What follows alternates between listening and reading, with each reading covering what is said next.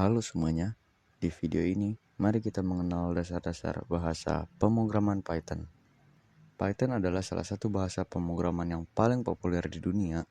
Bahasa ini dirancang agar mudah dipelajari karena memiliki sintaks yang sederhana dan mudah untuk dibaca, sehingga sangat cocok untuk pemula yang baru mau memulai belajar coding.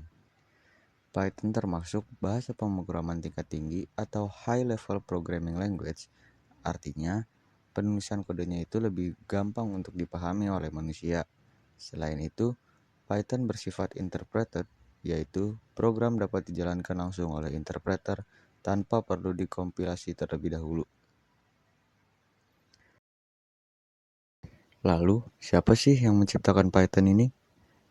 Python diciptakan oleh Guido van Rossum dan pertama kali dirilis pada tahun 1991. Menariknya, nama Python tuh bukan berasal dari ular, tapi dari acara komedi Inggris favoritnya Guido, yaitu berjudul Monty Python Flying Circus. Diciptakannya Python menjadi bahasa pemrograman juga memiliki tujuan.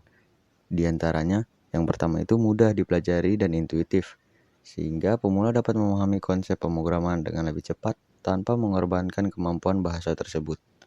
Yang kedua itu open source. Python bersifat open source sehingga siapapun dapat menggunakan, mempelajari, atau bahkan berkontribusi dalam pengembangannya secara bebas. Yang ketiga, sintaks yang mudah untuk dibaca. Sekilas terlihat seperti bahasa Inggris biasa, bukan? Hal ini membuat kode Python lebih mudah untuk dipahami dan dipelihara. Yang keempat, efisien untuk kebutuhan sehari-hari. Programmer dapat mengembangkan program dengan lebih cepat tanpa harus menulis kode yang terlalu rumit. Karena tujuan-tujuan tersebut, Python kini menjadi salah satu bahasa pemrograman yang paling banyak digunakan di berbagai bidang teknologi. Mari kita berinteraksi dengan data. Saat membuat program, kita tentu perlu berinteraksi dengan data. Salah satu cara paling sederhananya adalah menggunakan fungsi dari print, yang berfungsi untuk menampilkan informasi ke layar. Teks yang berada dalam tanda kutip itu disebutnya string. Lalu, data yang diberikan ke dalam fungsi print disebutnya argumen. Seperti praktik yang kalian lihat di video kali ini. Dalam bahasa Python juga, kita perlu mengetahui yang namanya ekspresi. Ekspresi dalam Python itu konstruksi yang menggabungkan variabel, operator, dan nilai untuk menghasilkan nilai baru. Jenis-jenisnya meliputi aritmatika, relasional, dan logis. Dengan prioritas operator menentukan urutan evaluasinya untuk pemrograman yang efisien. Ekspresi yang pertama itu ekspresi literal. Ekspresi literal adalah nilai yang ditulis langsung di dalam kode tanpa menggunakan variabel. Nilai ini bisa berupa teks, angka, ataupun nilai logika, seperti video yang satu ini. Ekspresi yang kedua itu ekspresi integer. Ekspresi integer itu nilai bilangan bulat tanpa angka di belakang koma. Di Python juga mendukung penulisan bilangan dalam bentuk oktal dan heksadesimal, seperti video yang kali ini teman-teman lihat.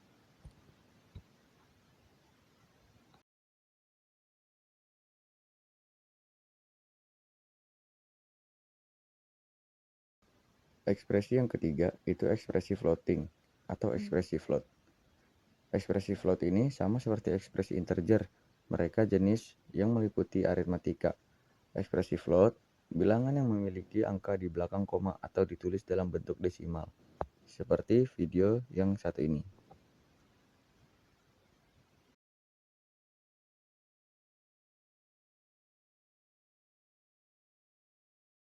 Ekspresi yang terakhir itu ekspresi boolean.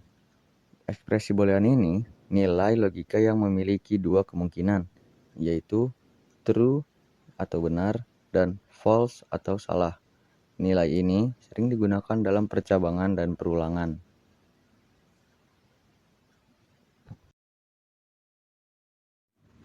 Selanjutnya adalah control flow.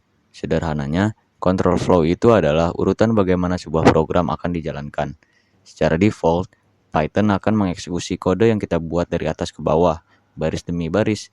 Tapi, dalam kondisi tertentu, mungkin kita ingin program mengambil keputusan atau mengulang sesuatu proses. Nah, disinilah control flow berperan. Control flow pada Python terdiri dari dua konsep utama, yaitu percabangan dan juga perulangan. Kita mulai dari percabangan.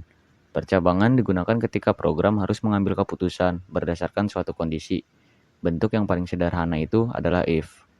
Misalnya, kita memiliki nilai ujian, jika nilainya lebih dari atau sama dengan 75, maka program akan menampilkan tulisan lulus.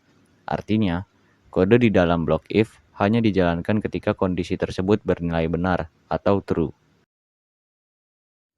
Selain bentuk if, ada juga bentuk else. Bentuk ini digunakan ketika kita ingin menentukan dua kemungkinan hasil.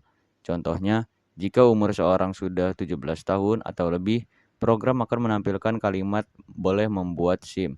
Namun, jika belum mencapai 17 tahun, program akan menampilkan kalimat belum boleh membuat SIM.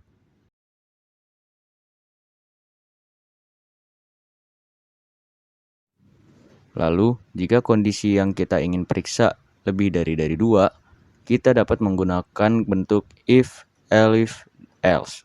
Misalnya, untuk menentukan nilai huruf A, B, C, atau D berdasarkan nilai yang diperoleh, Python akan memeriksa kondisi satu persatu dari atas ke bawah, lalu menjalankan kondisi pertama yang bernilai true atau benar.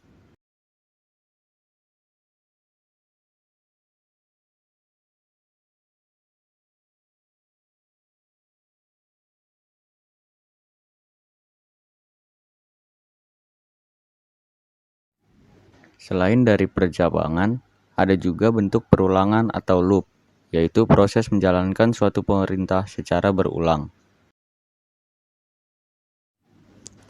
Jenis pertamanya adalah for loop. Perulangan ini digunakan ketika jumlah pengulangannya sudah diketahui. Contohnya, menggunakan range 5, maka program akan mengulang sebanyak 5 kali dan menghasilkan angka dari 0 hingga 4.